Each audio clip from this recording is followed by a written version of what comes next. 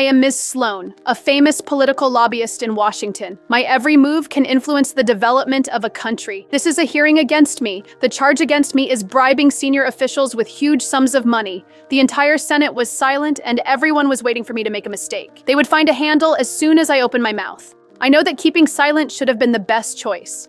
The lawyer has a million ways to help me get rid of the crime. But the chairperson of the hearing kept pressing me, and the charges against me were increasing. The essence of political lobbying is to seize benefits and fight for every inch of land. At the moment when everyone was in the spotlight and it was best to keep silent, I chose to speak up instead. I'm not a drug addict, and this line of questioning has no relevance in this case. The chairman of the hearing was immediately excited and tightened his microphone. It was not important what I said, but what mattered was that I spoke. At this time, my lawyer exercised the right to remain silent. Just because of these few words, I faced a 5-year sentence. This game against me was actually destined 3 months ago. I was vigorous and resolute in my daily life, and my assistant Jane followed me for 2 years. But when Jane said she wanted to resign, I would only call him stupid. I think reading is to prepare for entering the real world. Within the rules are just ordinary people, and outside the rules are the truth of the world of fame and fortune. Other colleagues around me can't even say a complete sentence, just because my time is precious. I shuttle between major witness events every night, and my eloquent words can win millions of lobbying funds. Then I can easily turn over thousands of times the return on investment through my introduction. The tricks of power and money are simply endless fun for me. I only eat 1 meal a day, and it's always in the same restaurant. There is no difference between eating and going to the toilet for me. Both are for better work. I don't want to get married or have children. If I need someone, I'll just ask a male escort. No general would talk about feelings during the battle, but it is far from enough to cut off feelings and love. I need more time. I work 16 hours a day and take stimulants to hypnotize myself. Every half an hour, I have to go to the bathroom to take medicine. Without makeup, I have dark circles under my eyes. The doctor repeatedly warned me that this is chronic suicide, but I am fearless and continue to take medicine the next day. The work environment surrounded by tigers and wolves has never made me feel uncomfortable. On the contrary, I enjoy every moment of this panic. But the pain that my body can't bear is like a needle piercing me, making me unable to ignore my vulnerability. It started with the gun bill. That day, the boss introduced several bigwigs, all of whom are staunch gun supporters who want to overturn the Second Amendment and allow light weapons to be bought at convenience stores. Their first target is female voters. The banner they waved was to make guns a tool for women's rights. And I was chosen because I have the image of a strong woman. Is this the reputation I've garnered? Dressing it up in a frilly pink frock, it is so crude. Well, my advice is to kill it in utero. My boss doesn't think how many powerful tyrants are good people, but I denied it. I support gun control only because it is in line with my beliefs. People can sleep well only when they act on their beliefs. And people with beliefs will eventually leave this company. If you don't dedicate yourself to his cause, this firm won't have any use for you. Those who know my value best are always my opponents. That night, the gun control faction came to me and made the most sincere invitation. The conditions offered by Bald Schmidt were not attractive. There were countless bigwigs who offered me olive branches, but this job was very attractive. It meant that I didn't have to clean up the old man's ass anymore, but it could make every woman armed to the teeth. The gun control faction was at a disadvantage, and if they agreed, they would put themselves in a situation where they had no chance of winning. I still decided to be the one to light the fire. The next day, I signed the last document and prepared to leave with my team. Critical moments, my colleagues always stand by me because they can win by following me, except for my assistant Jane. Your reputation might survive a move to some third-tier outfit to fight a losing battle. Mine won't. I was burning with anger, and Jian's departure was like a knife that stabbed into my heart. In fact, as soon as I left, Jian was reused by the boss. When I first joined the new company, the first difficulty I faced was that I had no money. My new colleagues who were short of money could only look forward to next year. The power game is essentially a money game. I don't have many resources to allocate. I believe in the data that is set in stone. The rate of artists changing their elections midway is as high as 82%, which means that I don't have to wait until next year. The first thing I changed was the slogan, clearly stating that it is gun control rather than gun ban, not restricting freedom, but making it more difficult for bad guys to get guns. And I would never let my opponents get any advantage in words. My second step was to win over the congressman. The gun-supporting faction had 44 votes. The gun control faction received only 34 votes, and there were 22 votes to be determined. I still needed to get 16 votes to pass. I began to lobby everywhere. Each time the entry point was different. Calm calculation, people's hearts are like chess, and I am the only operator. This surprised Schmidt. If he was not an ally, he would probably have to wait until next year. I started to set up a plan to publicly force the undecided members to express their opinions at the dinner. If I personally went, I would be too conspicuous, so I arranged for my colleagues to come in. I concluded that the members would not make a fool of themselves at the fundraising dinner. But no matter how my colleagues raised their hands, the host did not give me a chance to ask questions. It turned out that the gun supporters had already reviewed all the guest lists and sniped me. I always have a backup plan.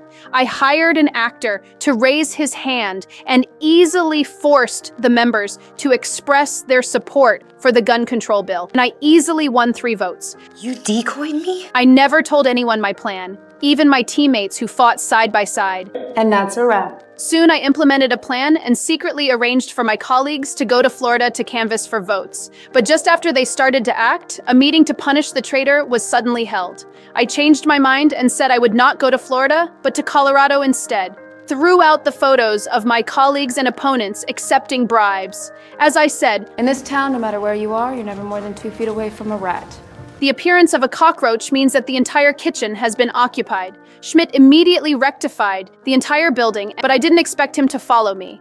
I secretly raised a team and implemented various illegal monitoring technologies with the purpose of digging out the congressman's black material. And all of this was discovered by him. The reason why I resorted to illegal means was that a few days ago, Congressman Hank was threatened by his opponent with Hank's son, who threatened him with his votes in exchange for his son's future. In this way, I lost 6 votes in an instant. If the vacancies are not filled, the gun control faction will definitely lose. In the end, Schmidt forced me to give up monitoring, and we were in a stalemate. If the law bows to the law must pay for the law, but my point of view is the opposite. If you can't fight evil with evil, how can you fight evil? In the end, Schmidt forced me to give up monitoring. Taking the right path occasionally pays off. At this time, the public organized a march, betting on Hank and condemning him for changing his position with life and death questions. Ultimately, under pressure, Hank publicly admitted that he still supported the gun control bill, and his opponents immediately cursed at the company. The master's strategies are getting better and better, and a new round of confrontation has begun. I noticed my colleague, Esme, who has been deeply involved in the gun control bill for many years and has invested far more than ordinary people.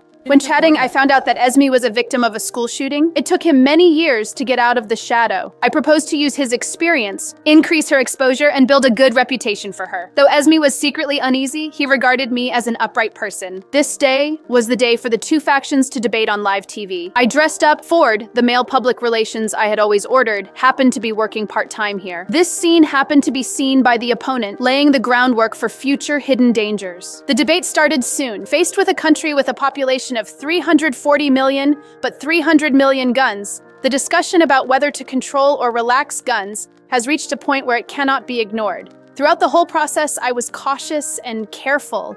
My opponent did not hesitate to take the initiative, swearing and pretending to be open, but the effect was extremely effective. I used the killer moves I had prepared long ago and almost won a great victory. I used people extremely thoroughly, and Esme could only keep exposing her scars and crying in pain under the spotlight. Schmidt soon came to settle accounts with me. Although I planned carefully, he thought I had crossed the moral boundary. He wanted to fire me, but I survived and said that there was still 15 million raised funds in my card. It turned out that 3 months ago, when I just joined the company, I went to various states to contact women's rights organizations to seek funds. Schmidt then realized that I had the whole situation under control and had long planned to sacrifice Esme. Were you ever normal? Because I am having a really hard time. Guess I'm just a piece of work.